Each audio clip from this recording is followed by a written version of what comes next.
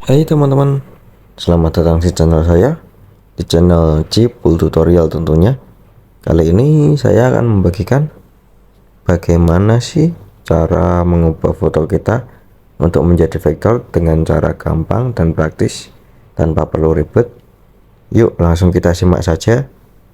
Pertama-tama teman-teman cukup buka Google Chrome dulu, yang ini kita buka dulu ya. Lalu teman-teman bisa mengetikkan keyword yang bernama vectoris.ai. Websitenya yang paling atas sendiri teman-teman ya. Kita klik dulu. Website vectoris.ai ini sudah saya scan menggunakan virus total dan linknya aman. Berikut buktinya. Lalu bagaimana caranya? Ini kita tanpa membuat akun ya teman-teman. Kita tidak pakai akun, kita langsung saja. Pertama-tama teman-teman sudah siapin foto apa yang akan dibuat menjadi vektor. Kali ini saya sudah siapin. Kita tekan yang klik image to vectores. Lalu kita klik foto kita. Kita selesai. Setelah itu kita tunggu dulu sebentar.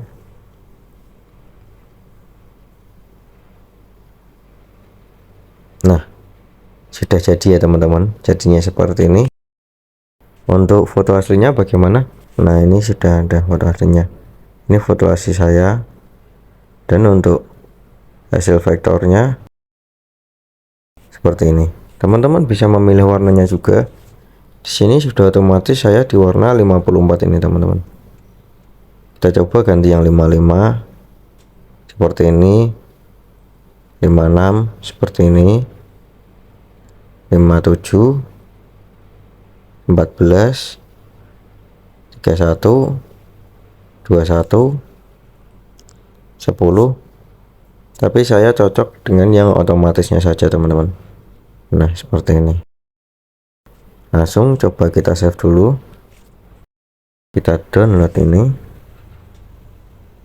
Kita downloadnya sebagai apa? Tentu saja kita pakai yang PNG. Setelah itu kita download. Kita tunggu sebentar. Setelah downloadnya ini selesai teman-teman, kita coba cek di galeri